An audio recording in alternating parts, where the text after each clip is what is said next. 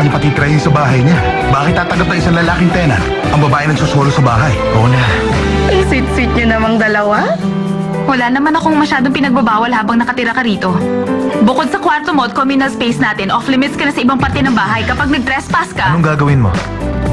may puputulin ako. Lizzie, anong ginagawa mo rito? Dito ako nakatira dati. Kailangan ko pa bang magpaalam? Huwag mong sabihin, nakalimutan mo na ang ginawa mo sa akin. Wala ka kasing sama! Manila ka, bruha! Bakit ako yung sila? Huwag na akong maingay. Nakaka-istorbo kayo. Paano mo nagawang tumanggap ng lalaking tenant at yung bata pa? Bading siya!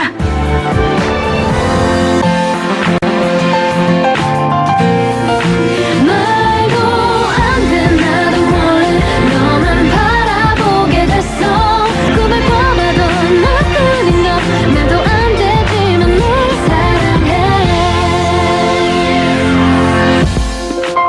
Yung bagong tenant, bading siya. Bading? Oo. Pero dahil magaling ka sa pangaakit, sige, akitan mo siya. Bakit hindi mo gawin? Malay mo naman, ma-inlove siya sa'yo bigla. Nagsisinungaling ka. Hindi ko ugali ang harap-harapang magsinungaling. Sa tingin mo katulad kita? Hindi. Magkaiba tayong dalawa dahil nagpapatuloy ka ng bading sa bahay mo. Kwarto lang ang nirerentahan niya. Mas komportable ang mamuhay kasama siya kaysa mamuhay kasama ka. Umalis ka na! Traidor ka! Ayoko na makita ka kahit kailan! Gusto mo komportable ka palagi. Siguro sa tuwing makikipagkita ka sa mga lalaki, ang lagi mong suot, t-shirt at tsinelas. Sa tingin mo, sino kayang lalaki ang gugustuhin kang makita? Huwag mo akong sisihin kung inagaw ko ang boyfriend mo. Ang itanong mo sa sarili mo kung bakit kanya iniwan.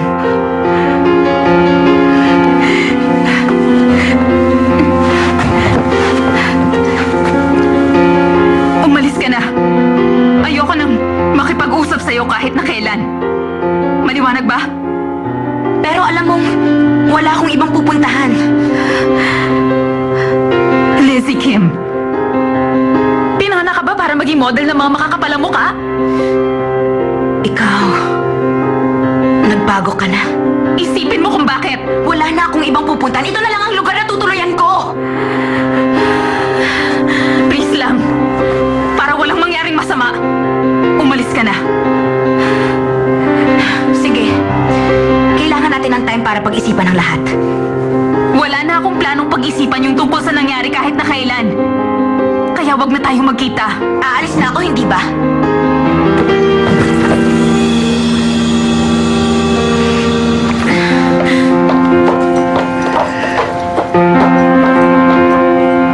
Ang sama mo talaga.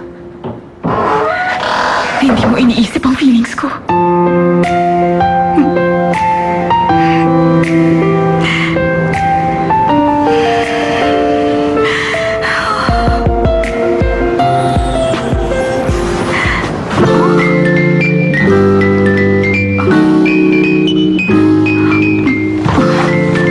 Ano yung sabi mo? Ano? Sino yung bading? Sorry. Hindi ko alam kung anong utak meron ka at kung bakit mo biglang sinabi ang salitang yun. Hindi ka talaga nag-iisip, no? Alam kong ayaw mo na may makaalam ng sikreto mo. Pero hindi ako nakapagpigil na sabihin yun. Hindi kasi yun isang bagay na madaling itago. Alam na naming lahat. Alam?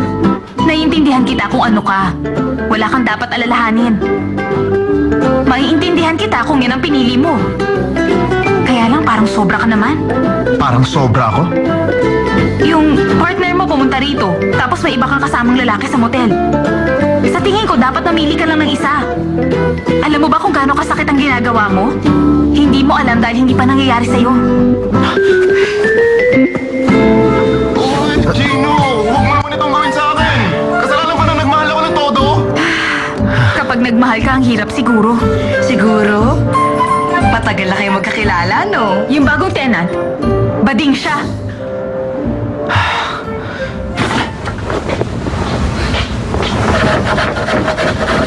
Akin ang cellphone number mo. Ha? Ang cellphone number mo. 0108790299. 0299. Oo. Account number ko yan. Ha? I-refund mo yung deposit ko dun sa account. Babalikan ko mamaya yung ibang gamit ko. Ha?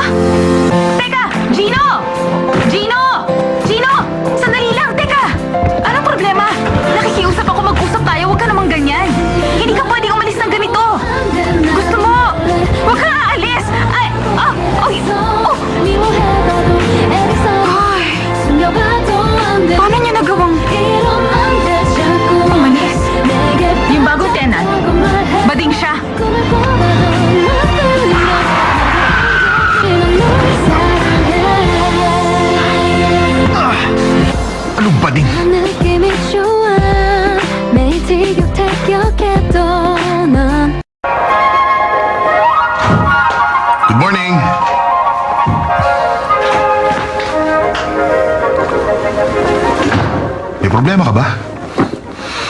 Oo, meron. Bakit? Dahil sa babae sa Sango J. Sabi ko na nga ba eh. Nung una ko pa lang siya makita, alam kong kakaiba na siya. Sabihin mo. Pero isang araw ka pa lang nagtatagal na kasama siya. Kahit gaano kanya ka gustong makuha. Dapat, ang gawin niya, kailangan niya ipikit ang mata mo. Tapos gawin niya ang gusto niya. Arthur, alam mo ba kung anong sinabi sa akin ng babae? Alam ko, gusto ka niya. O kaya, pakakasalan ka. Hindi. Tingnan. Hindi na bale. Basta, umalis na ako sa bahay niya. Hindi rin kasi ako komportable nung umpisa pa lang, so I decided to go. Ang kailangan na lang natin gawin, magsariling sikap sa damn art. Matagal ko na yung iniisip. Yung idea natin na ilalaban para sa Dream Art Center, pwede natin gamitin yung dito. Tapos, maglagay tayo ng hanok sa planong patio. Papalitan natin yung ibang materials para magmukhang mas modern yung environment. Magandang idea yan. Siguradong malakas ang laban mo, lalo na't malalaking kumpanya ang kalaban mo, tulad ng Mirai.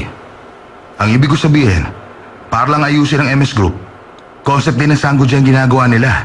Alam mo naman kung gaano sila kagaling magnakaw ng concept. Arthur, makinig ka nga sa akin. Ganito. Paano kung hindi tayo makakuha ng contract sa Dam Art Center? Malay natin, maraming pwede mangyari, gaya ng pwede mo ipasara tong kumpanya. Tapos sa supermarket na lang ako magtatrabaho. Ayoko magtrabaho sa supermarket. Ayoko magtinda ng kimchi at bulgogi. Ayoko humawak ng lupa. Wala na siya sa sarili niya. Nagawa ka pa niyang balikan? Kung nandito lang ako nun, sigurado sinungalingal ko ng bunganga niya. Nung nalaman niyang pinarentahan ko ang kwarto niya, biglang ang pinalabas niya akong masama. Grabe siya. Ikaw naman, hinayaan mo lang siya. Sinabunutan ko siya. Tapos, sinabi kong bading yung lalaki. Parang gusto pa niyang akitin. Sabi ko sa kanya, sige, gawin mo. Hindi kaya narinig ni Gino ang sinabi mo kay Lizzie? Nakakaloka talaga! Hindi ba siya umaamin sa'yo? Mag-ingat ka naman sa mga binibitawan mong salita! Alam ko. Yun ang dahilan kaya umalis si Gino, dala yung gamit niya. Kasalanan mo lahat ng nangyari. Walang sagot?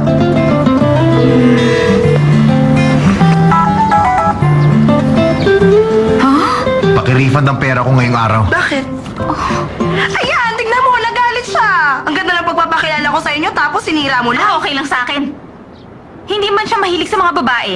Hindi pa rin ako komportable sa kanya. Wala ka sa posisyon para mamili kung sino ang titira. Teka, kung nahuli ko si Anjo at nakuha ko yung pera sa kanya, edi sana, idiniposit ko na ang pera nung lalaking yun sa account niya. Dahil kung tutuusin, nakakaawa siya. Oh, Bakit ba? Ano problema mo? sorry po. Sorry po.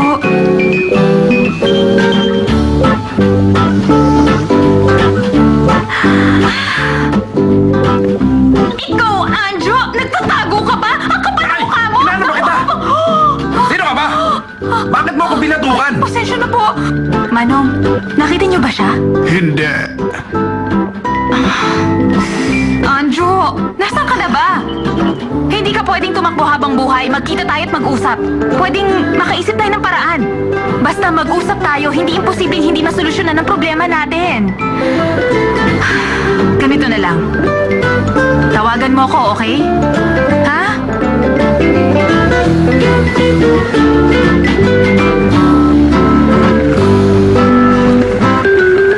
Diyos ko naman, tignan mo nga siya. Tinatanggal niya lahat ng nilagay niya sa mukha niya kanina umaga. Nagsasayang siya ng make-up. Naku, nakakatakot. Nag-iiba na siya. Bumabalik na siya sa dati niyang anyong halimaw. Kayong dalawa, bakit kayo interesado sa buhay ng ibang tao? Ano naman sa'yo? Ano pa kailan mo kung interesado kami o hindi sa buhay ng iba? Wala ba kayong magawa? Mabuti pa siguro matulog na lang kayo. Hoy! Tama ka! Wala nga kaming magawa! Tama! Pinalayas ka ng asawa mo kaya kami ang pinagbubuntanan mo! Correct! Grabe ka talaga! 말도 안 돼 나도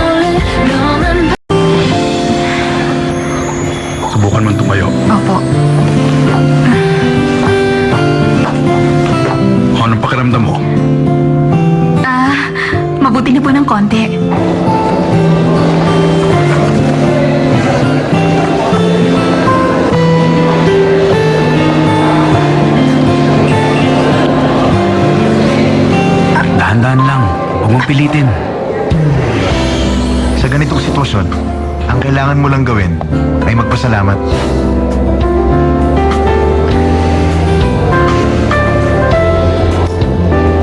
Hindi ko pa siya napapasalamatan sa ginawa niya. Para lang itong pinag-halo-halong disenyo ng hanok sa papel. Ay, hindi ko makita kung ano nagustuhan ni Director Choi. May nabasa akong interview sa dyaryo. Ginawa ni Professor Park ang disenyo para sa kanya mag-ina. Pero iba ang pakiramdam ko. Bumalik ka sa Sango J. Bakit hindi mo subukan? Ayoko. Pagka-deposit ng pera, kukunin ko na yung mga naiwan kong gamit. Teka, huwag ka namang maging ganyan. Bigyan mo ng pagkakataon yung babae. Para saan pa? Isipin mo na lang, gagawin mong napakagandang idea. Ha? Ibig sabihin, yung Dam Art Museum, isang bagay yun. At pwede kang maging manugang ni Professor Park. Ang karir mo, gaganda bigla. Tumahimik ka na nga. Hi! Hoy, Walden! Nababaliw ka na ba? Kumato ko muna bago ako pumasok. niyong dalawa? Ano meron dito? Anong ibig mo sabihin? May kailangan ka ba? Oo, may bisita ka eh.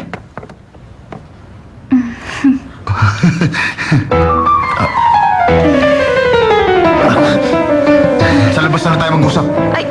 Pero, teka, hindi ba pwede dito? Sino yun? Isang angel. Ha? Ang totoo. Hindi naman talaga ako madadalgay ng pagkakakilala mo sa akin. Totoo. Wala lang siguro ako sa sarili ko kagabi. Pwedeng palagpasin mo na lang yun? Siguro meron lang daanan sa utak ko na dumidiretso sa bibig ko kaya kung minsan sasabi ako na bigla na lang lumalabas sa bibig ko kahit na hindi ko gustong sabihin. Ang haba ng sinabi mo. Busy ako. Pero sandali lang muna. Hindi na ako uulit. Itatago kong sikreto mo. Bumalik ka na, please. Gusto kong i-deposit mo kaagad yung pera. Teka lang! Grabe.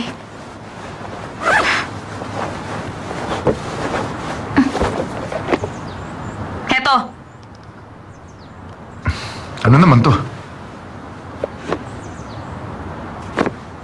regalo ko. Sinusuhulan mo ba ako?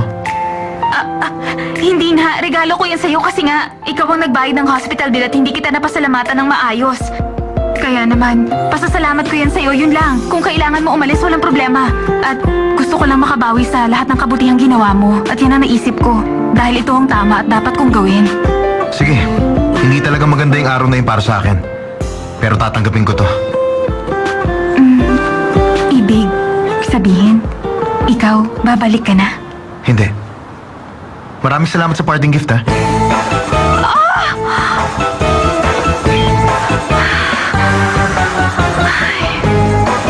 Mali ako.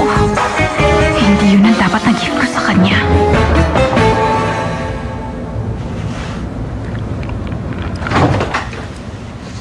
Hindi ka pa handa. Malilate na tayo. Kailangan na natin umalis. Oo, alam ko. Ano yan? Binili mo? Hindi. Regalo. Regalo? Kanino galing? Sa isang tao. Gino! Hi, Amy! Kumusta? Ano nangyayari? Wala na ang mga gamit mo sa bahay. Bakit nag-iwan ka na lang ng letter tapos umalis ka na lang bigla? Sorry. Usap tayo mamaya, ha? Alam mo ba kung gano'n nag-worry ang mama mo? Imposibleng naglayas ka ng bahay dahil... Nagleyas ako. Dahil ang iniisip ko, hindi ka komportable pagkasama ako. Hindi ako naiilang. Komportable ako na kasama ka, no? Gusto ko palagi ka nakikita. Bakit ako maiilang? Hindi pa rin magandang tingnan. Sa isang bahay lang tayo nakatira. Dalaga ka at binata ako. Ayoko ng skandal. Mag-aalala ang parents mo. Ikaw ba? Nag-aalala ka rin sa akin? Gino?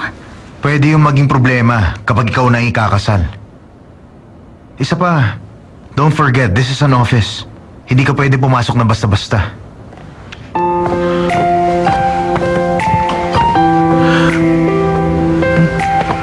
Gino! Sobra ka! Amy, relax lang ha. Relax ka lang. Kilala mo siya. Alam mo, masakit naman siya magsalita, di ba? Ikaw, Walden. Gusto mo ba ako makadate? Kung ganon, alamin mo ang bahay niya. Date? Okay. This one is nice.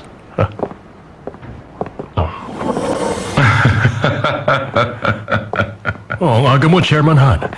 The briefing will start in 30 minutes. Oh, yes, I know that. I just dropped by to greet you before I go to the briefing room. Oh, get ready. Yes, sir. Okay. Have a seat. Thank you. The truth is, Dam Art Museum is a very remarkable project and Chairman Choi is a very honorable man. At ganun ka rin naman, katulad ka ng iyong papa. Well, thank you very much. Bring the package over. Tingnan mo to. Sige. Mahalaga ang painting na to sa akin. Kaya lang, sa tingin ko, mas maganda kung sa'yo to mapupunta. I'm very sorry. Meron akong kailangan puntahan. All right. So I'll just leave the painting here. Thank you, sir. Tatanggapin ko ang painting. Salamat sa generosity niya. Alam kong malapit kayo magkaibigan ni Papa. Pero, kung may bibigyan ako ng consideration, at yun ang Mirai Construction sa bid, at gagawin ko yun dahil lang sa personal reasons, insulto yata yun para sa inyo, Mr. Han. Hindi po ba? You're right. Excuse.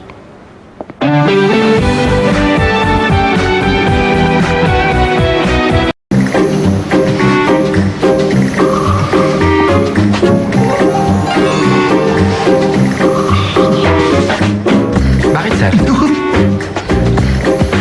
Nagtatanong ka? Pakialam mo.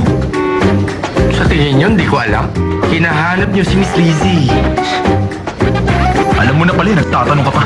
Eh, ayusin yung sarili nyo, sir. Hindi nyo siya dapat iniisip. Oh, nandito ka rin? Kamusta na nga pala ang business ng mom and pop shop? You better surrender now because you'll always be losers. Ano bang gusto mo, away? Oo. Go. Sige, suntok. May pambayad ka? Tara na, hayaan mo na sila. We will now begin the briefing session on the requirements for the Dam Art Museum. Hello? My name is Vincent Choi. I'm the director of the Dam Art Museum. You know, this is an information session on Dam Art Museum's impending expansion. I would like to say that this is no ordinary expansion project. We are really working on an entirely different approach by creating a brand new world. Our dream is to make new concepts, a space for Dam Art Museum. Because the Dam Art Museum will be built on 59,000 square meters of land, a total budget of $400,000 US. It won't be a space where all collections are just viewed passively. The Academy will house artists in residence in its 500 studios, offering a space which they can fully dedicate. We like the traditional spirit with the most modern technology to establish a museum that's founded on the Korean. We are inviting architecture firms. Submit your creative and passionate ideas. We will be expecting. Please submit your applications for participation by the 14th, 1 week from today. The winner of this competition will acquire the honor of designing the Dam Art Gallery. And they will join the ranks of Gandang idea internationally yun. renowned architects. Lizzie Kim, kailangan natin mag-usap. Wala akong sasabihin. Ako meron. Saan ka ba natulog kagabi? Kung saan ako natulog, wala kang May pakialam ako, Lizzie. Don't talk to me that way. Wait! Lizzie! Lizzie! Kaya dapat,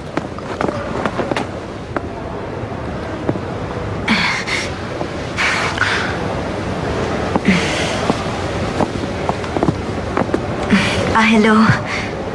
Hi. Gusto ko sanang mag-sorry sa nangyari. What happened last night? Naguguluhan ako. Ano? Magkasama kayo kagabi? Answer me. Were you with him last night? Dahil sa nangyari, naging mas komportable ka sa akin. Kalimutan mo na yon. If you must know, I'm not that kind of girl anyway. Actually, dahil sa pinakita mo sa akin, I feel like I know you better now. Ang sama ng ugali mo! Anong ginawa mo sa kanya? Bakit kayo magkasama kagabi? Tama na yan! Ha?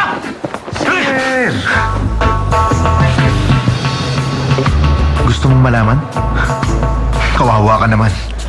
Kung ano man ang nangyari, mas gusto ni Lizzie na kami na lang ang nakakaalam. Ang yabang mo! Sir, Ikaw, mag-propose ka sa Dam Art Museum. Lumaban ka sa bidding. Nang sa ganun, hindi ako manghinayang na durugin ka. Alam mo, kung talagang kaya mo akong durugin, sana matagal na akong wala rito. Ang yabang mo talaga! tumigil kayo. Ikaw lang ang sino.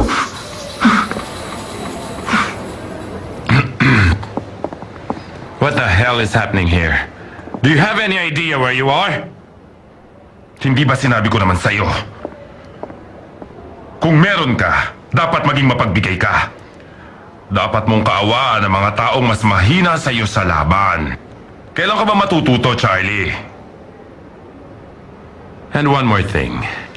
You don't ever pick a fight with someone who's always been a loser all his life.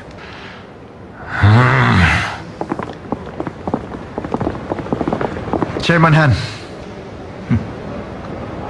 sa totoo lang, wala akong pakialam matalo kung patas ang labanan.